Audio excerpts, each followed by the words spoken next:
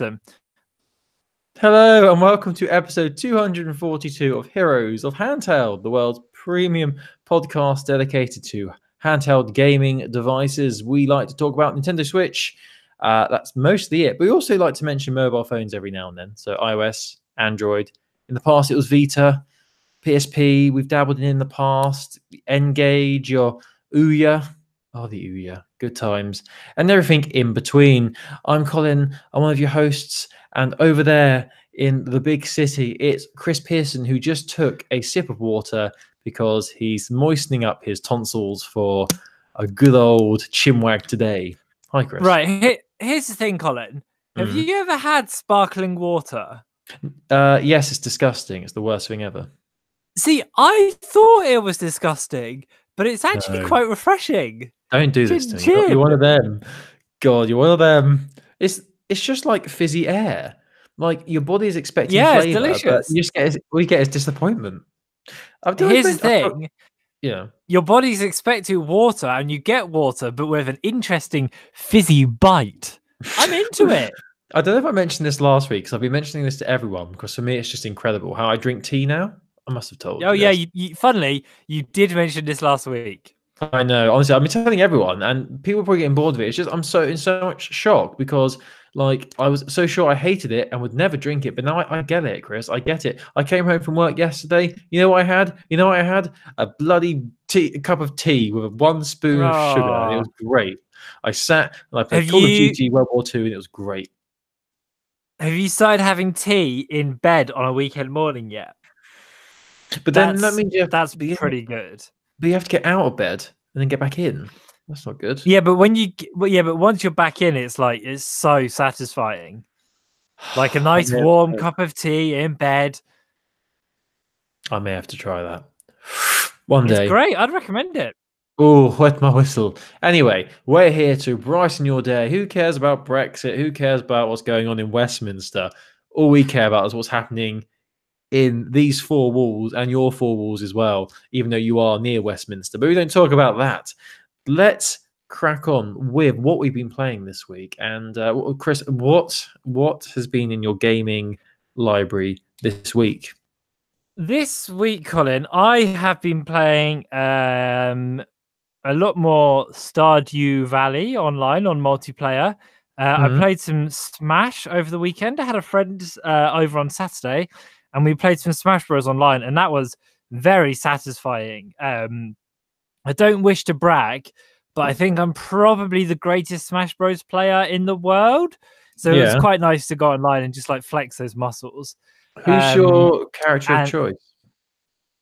I have a couple that I will switch between, but my most consistent one that I will win with is probably split actually between Inkling, who I love. Inkling is so good for doing lots of damage quickly, and also for having big kind of zoning area effect moves. And my real love, and the character who, if we're playing 1v1, right? If you were here right now, Colin, and you were like, we're going to play a game of Smash Bros., there is one character I would pick, and that character is Captain Falcon. I've always loved Captain Falcon.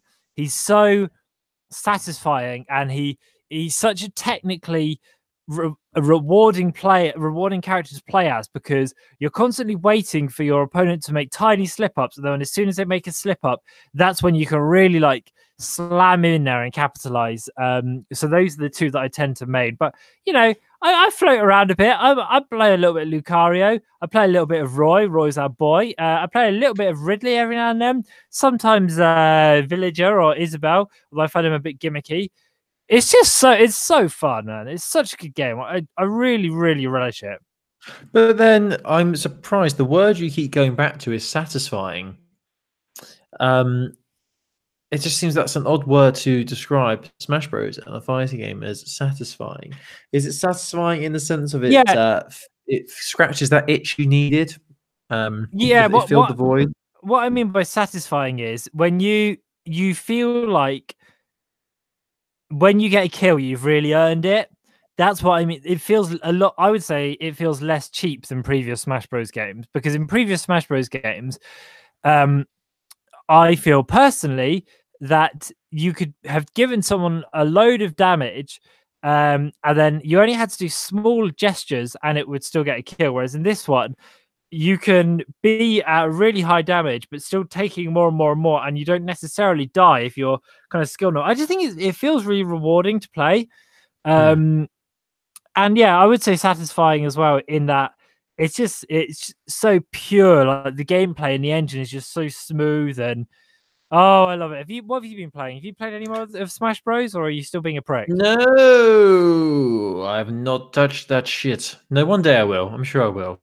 But I've been just playing the same games that I said about last week. You know, I've been smashing FIFA 19 on my Nintendo Switch. And Chris, I'm in Division 4. I'm still smashing it. I'm about to get like promoted to Division 3. What's going on? I'm literally there was a game I was playing the other day. This guy was 2-0 up. He got to the 85th minute and I won the game 3-2. You know, and Oh, this isn't child's play, man. I'm playing as Bournemouth, and I'm playing teams like Marseille, Lyon. You know, come on, I'm crushing it. Like Ryan Fraser, top corner, last minute, and like to rub salt in the wound of my opponent. I run off celebrating and like slide on my knees in front of the camera, and he's probably like throwing his switch in anger. There's nothing more satisfying. I know this makes me sound like an arsehole, but when you score. And interesting that you use the word satisfying. Yeah, it is. I get where you're coming from now because it really is satisfying. When you score a goal and you're celebrating, and then the game freezes and it says you've lost connection to your opponent because they've like just rage quit. It's no more satisfying, man. It's good. It's good. But that's the main game I've been playing on my Switch. I did play a bit of World War II COD again a few days ago. That is like my go-to game on my Xbox at the moment. It's just great. The online for that's brilliant. I still haven't got Black Ops 4. Sure I will at some point. I did play a little bit of Rocket League actually earlier today. I really enjoyed playing with you last week. That was really great. Well, whose fault is that? Whose fault is that you weren't there? I forgot on Thursday. I'm sorry. Yeah, it's fine. And then you said, like, when you said on Saturday, I couldn't. I actually wasn't at home. And then I forgot on Sunday. So there you go. But actually, I'm not going to go into the first bit of news yet, but this would be a perfect segue. But I want to talk about one other thing I've been playing. I've been playing an app on my phone, a game called Golf Battle. Now, this game is right up my street, and I'm sure it'll be up your street as well. It's from Miniclip. Now, everyone remembers Miniclip from the Flash games back in the day, but now they dabble in mobile games. Most of them are free, but then there are ways you can pay. You can pay for better equipment, better clubs, and things like that, and there's loot crates and all that crap, but you don't have to pay anything. And it's a golf game, as the name suggests, but what's great is it's an online, sort of like a battle royale in a way, in the world of golf, where there's like 6 players. You all start on the tee, and it's a race to get to the hole first. So there's 2 game modes. One's called Rush and one is Classic. Now Classic is you have to get to the hole with the fewest hits possible. So it's like normal golf, you know. The lower your hit total, the better it is. So you could sink your ball first, but if you've hit the ball like 4 or 5 times and the person behind you's hit it 3 times, they'll win. But the best game mode is Rush. Now that is a complete like rush to get to the hole. It doesn't matter how many shots you take; it's the first person to the hole that wins. And the maps are really cool. The different courses are great. It's not just one course. So once you've got a hole in one, you then go to the next one. There's like 3 or 4 courses you have to get through. It's really addictive, really fun. And because it's online, it's different challenge every time. Like you might win one match really easily, but the next one you'll be struggling to keep up. It's a bit gutting if you shoot your ball off the course, because you can do that. You have to be really careful because there's loads of obstacles and hazards and things like that. But it's a nice spin on the whole golf game thing, and it's fun. It really does work well on mobile, and it's a really good pick up and play game. And it's called Golf Battle, and it's free. And I'd very much recommend it. Chris, you should play it because it's fun, and it's just great pick up and play fun. And I do like a good golf game. Golf Battle Is the name, yes, from Miniclip. Free to download on iOS and Android. I assume Android as well. It's definitely free on iOS. Probably free there as well. Oh, great. I mean, I'll look it up, but to be honest, I can't guarantee I'm going to give it a try. Thanks a lot. Cheers, mate. But I want to actually link into our first news story because I mentioned Rocket League, and there's exciting news that's come out a couple of days ago. As you know, the whole thing of crossplay is in everyone's mind at the moment because of Fortnite and also Rocket League as well, which was crossplay with PC, Switch, and Xbox, I believe. But the odd one out was PlayStation. Sony being very reluctant to open it up to all platforms for various reasons, and it's getting annoying. But there's been a major outcry from the Rocket League community that they want people who've got Xboxes or Switches want to play people who've got it on PlayStation 4. And a couple of days ago, it was announced that now it is crossplay across PlayStation 4 as well. So you can play against players on PlayStation 4 if you've got it on Switch, PC, or Xbox, which is really, really cool. At the moment, it's sort of in the beta stage at the moment where you'll get linked up with people who have it on PS4 in random matchmaking. And you can also do it in private matches as well. I think the way I've had a quick look into this, the way to do it is you set up a password and a name for your lobby, and then the other person has to search that. That's how it works.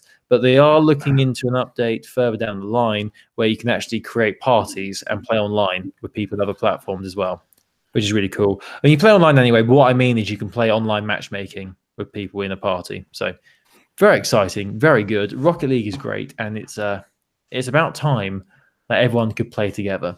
It's a bit like the saying on Smash Bros. Ultimate: everyone is here, but now everyone's here. Colin, yeah, I want 3 predictions from you for games that will go completely cross-play this year.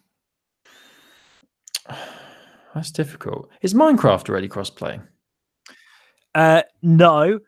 But Minecraft is my number 1 prediction. I think that will be the next one that does it. Do you want to? I'll give you a bit of time. I think Minecraft. I think, hear me out on this. I think Overcooked 2, because that game really lends itself to minimum communication. You just it doesn't require much to run it. Overcooked 2, for God's sake. It's just the greatest game. It's just such good fun. I think FIFA would be a good one as well. That'd be a good one. Yeah, but FIFA. Here's the thing, right? I don't want to piss on your chips, but FIFA seems like it runs very differently on Switch to how it does on PlayStation/Xbox. Whereas, yeah, that is true, especially for that version. The Switch version is there's features that aren't in the Xbox or PlayStation version on Switch, so.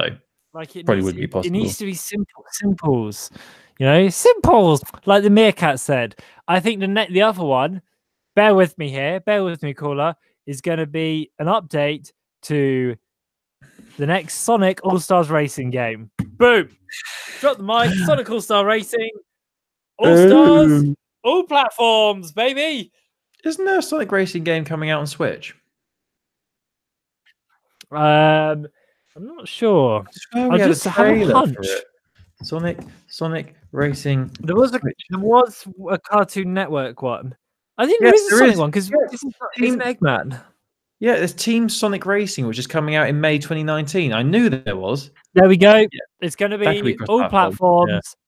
Yeah, it's coming out on PlayStation 4, PS4, Switch, Xbox One, and Windows. So yeah, that could easily be crossplay. Oh, that's going to be so good. Sonic and Racing, come on. What more could you want, boy? What more could you want? People love the last Sonic Racing games. Really, it's got a very passionate community. Yes, well, we're all passionate about Sonic. He's our boy. Wow. He's our favorite hedgehog. Even though he's got weird. Can't wait for the film. Yeah, I hope it's done by Illumination, because that means it'll be really good. Anyway, Chris, what have you got for me? You want some news, Colin? I'll give you some news. This goes deep. Cappuccino Heck, a kind of moddy game hacker type person on Twitter, has reported that through their devious methods of getting into the back end of the Nintendo Switch, they think they have found signals that SNES games will be coming to Nintendo Switch Online. The list includes Super Mario Kart, Legend of Zelda: Link to the Past, Demon's Crest, Yoshi's Island, Star Fox 2, which was previously only released on the SNES Classic, F-Zero, Pilot Wings, Super Metroid, Legend of the Mystical Ninja, and others. You can find information on the on Capu's Twitter account, which we will put a link to. It's really interesting, and some people are saying as well that this could be the start of new emulators, and this could mean that we eventually get Game Boy or N64 games next. But this is the latest update, and SNES games look like they could be coming to Nintendo Online. If Capu's kind of coding skills are to be believed. For me, I would be up for this because I've been dabbling in the NES games. I've been a little bit trying to play them a bit more because I've not really given them a fair go. And That's NES weird. games, Yeah. they are very hard, especially because there's no easy way of accessing, as far as I can tell, any sort of instruction manual. So I just find it like quite a difficult process. Yeah, it's weird. I weird. played Wario's Woods, and that's mad. It's weird you mention this because I actually did the same thing last week. I realized, I've got Nintendo Online services, so I'm going to dabble into these SNES games. Boy, oh boy, some of those games, and I will agree with you that some of them are very hard. The first one I played was a dodgeball game, I think. No bloody idea what I was doing. Didn't tell me what to do. I was just there. It's like this blob of pixels, and then a pixel got thrown over to the other side, and then I died. I don't really know what happened, to be honest. It was a bit of a strange experience. But I also played Super Mario Bros. 3, I think it was. Yeah. That was all right. It was fun. Same as all the other games, really. But yeah, I mean, I need to dabble into a few more. Take advantage of my membership, I think.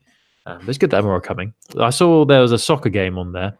I know there was one soccer game that was out in arcades as well, which I had on my old one of my old whatever it's called, where it was a top-down football game where you saw their heads and you could see their legs, and it was really fun, a really addictive football game. I can't remember what it was called. Yeah, I remember seeing that in arcades. Was that the one that came before? What's the Konami Soccer Pro Evo? Was that the Pro Evo predecessor? Not sure. I'm going to see if I can find any pictures of it. It was top down, but it wasn't really far away. It was quite near top down, so like the camera didn't have much scope. That's for the top down. A few, but none of these are the one. I'll have to keep looking. But yeah, I don't know what it was. That was fun. But yeah, there was already a soccer game on there I saw, and I see there's another one listed as well in that tweet that you sent. Yeah, there's a big old list there, so do check them out. Super Soccer. Let me see what that one is all about. Super Soccer. It is. Oh, that one looks quite fun actually. I might give that one a go when it comes out. Very cool. But yeah, I feel I need to take more advantage of them because yeah, they are part of the package. So why not use them or abuse them? Colin. Yes. Tell me about Soulja Boy. Now, this story sort of threw me a little bit this week. I found this article. It's from Engadget, and apparently this is a long-going thing with Soulja Boy. Now, all I know about Soulja Boy is he did that song, which was called Soulja Boy, and there was a dance associated with it. I think it was the Soulja Boy. I gave it. Oh! And wasn't there like a dance? There was something because people used to do it at school. It was like It was weird, but I've not heard his name mentioned in many a year. But this is all very strange. Apparently, he's trying to sell rip-off consoles through his own website called Soulja Watch.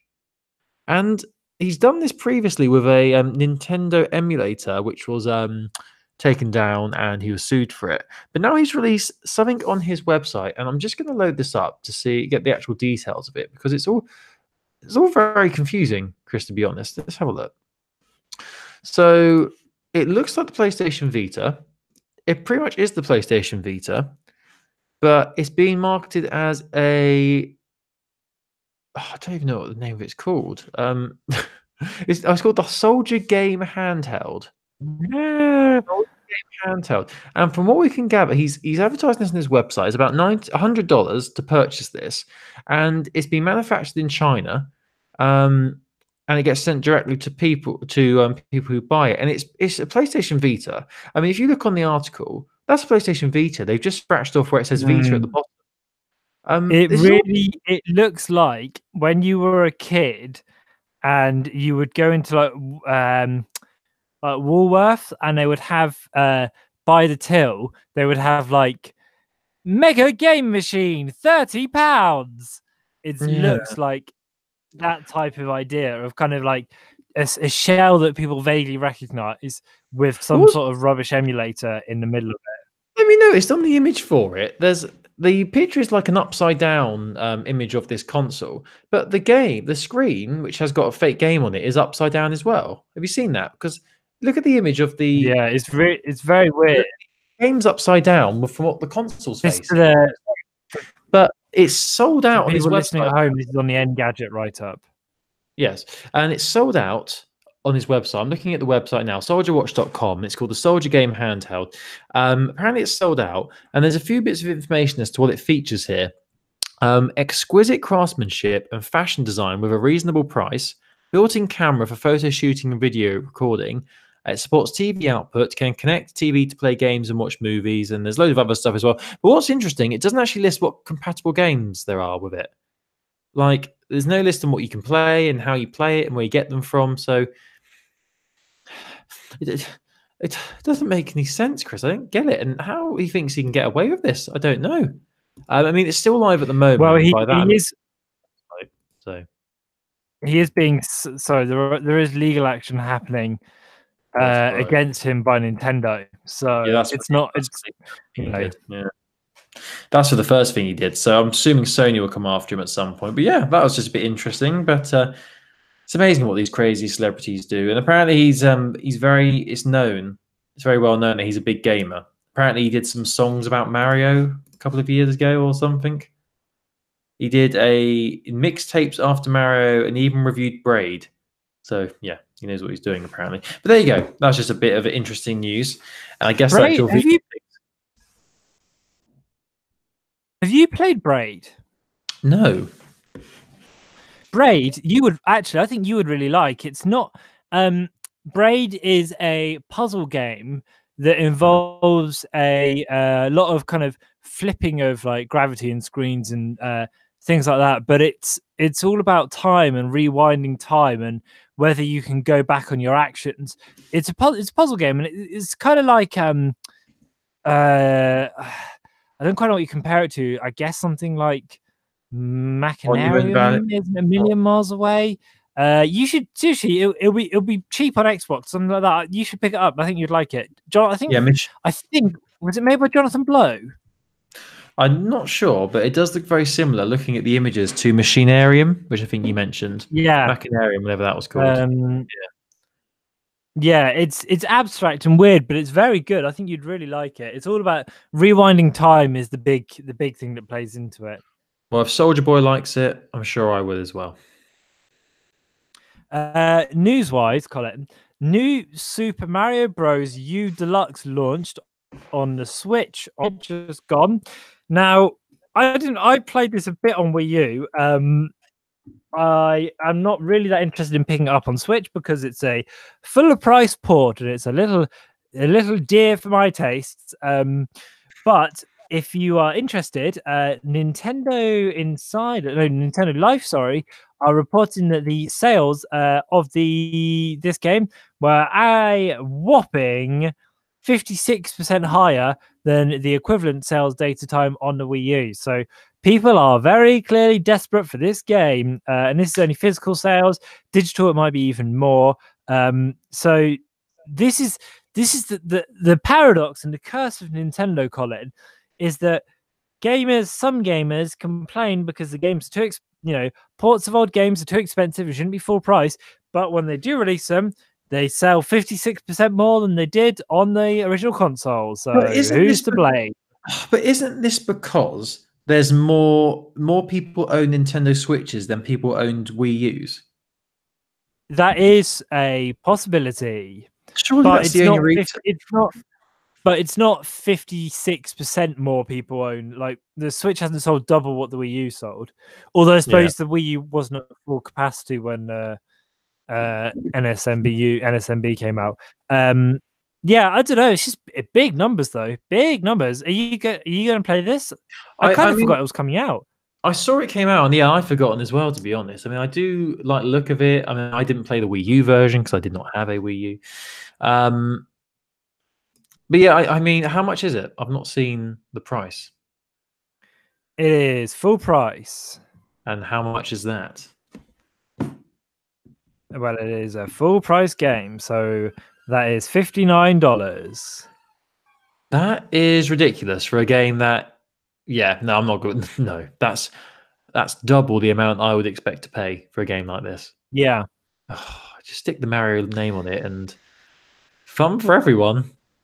But obviously, what do we know? Because as you said, they've made a killing with it. So there you go. It's a shame.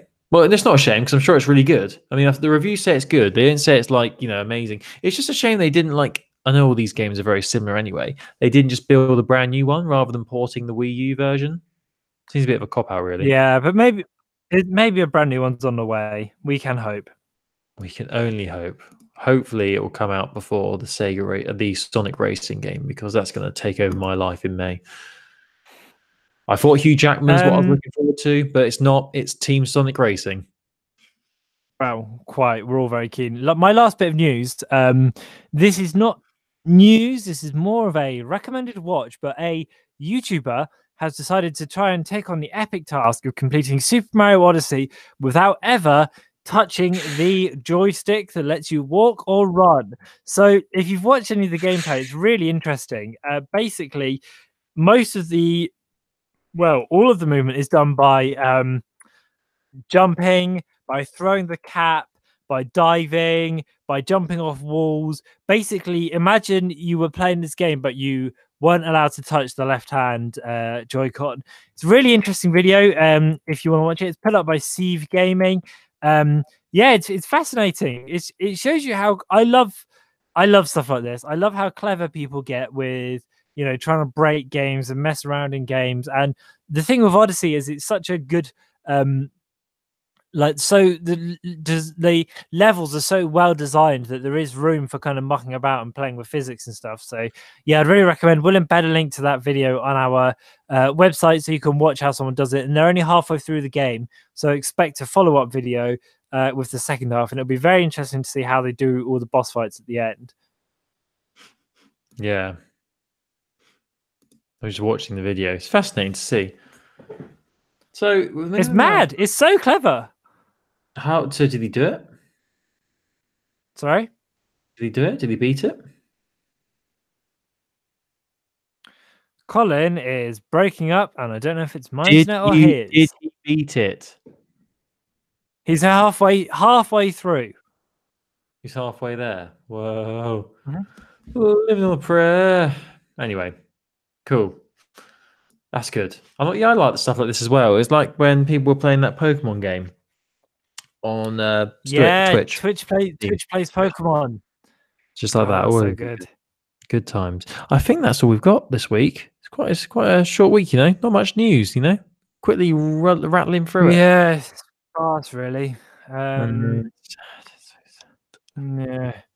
Depressing time of year, January. Not much news. The reviews are coming out today for the new No More Heroes game, so it'll be interesting to see how that fares. The other thing I've seen kicking off on the Switch subreddit this week is someone who bought their Switch from the Nintendo UK online store, and the Joy-Con wasn't working, and they sent Nintendo a copy of the receipt, and Nintendo are saying that it's not valid proof of purchase, despite it coming from their own store. So retweet that and share that message if you can, because much as I love Nintendo, customer service like that deserves to be publicly shamed. Nintendo, what tweet? Where's it come from? It's on the Reddit. I'll put a link in our website so you can read about it, because it's really shameful stuff. It's so frustrating. Yeah, sounds. I don't really get that. Crazy. Yeah, me neither. Yeah, share that. We want to help support that. Yeah, for sure. Anyway, I think we should get out of here before the internet connection completely collapses on us. So, thank you for listening, everybody. This has been Heroes of Handheld, episode 242. We talk about handheld gaming every Wednesday, and it's on your feed by Thursday morning. So if you want to subscribe to us, you can find us on iTunes and Stitcher and wherever good podcasts are sold. You can even listen to all the previous episodes on our website, heroesofhandheld.wordpress.com. You can go on that website and contact us as well. There's a contact us section. You can also email us, heroesofhandheld@gmail.com. You can also tweet us at Handheld Podcast. We like to tweet throughout the week. And I think that's about it. That's everything. If you want to contact us, you know how to do it. And if there's nothing else, Chris, we'll be back same time next week for more handheld gaming goodness as we rattle our way through January, the most depressing month of the year. Thank you for having me, Colin. I think you are bloody great. I think you're lovely. And I just want to give you a big cuddle and whisper in your ear, it's going to be okay. It's going to be all right. It's going to be all right. Bye. Love you, bye. Sorry, just enjoying a cuddle.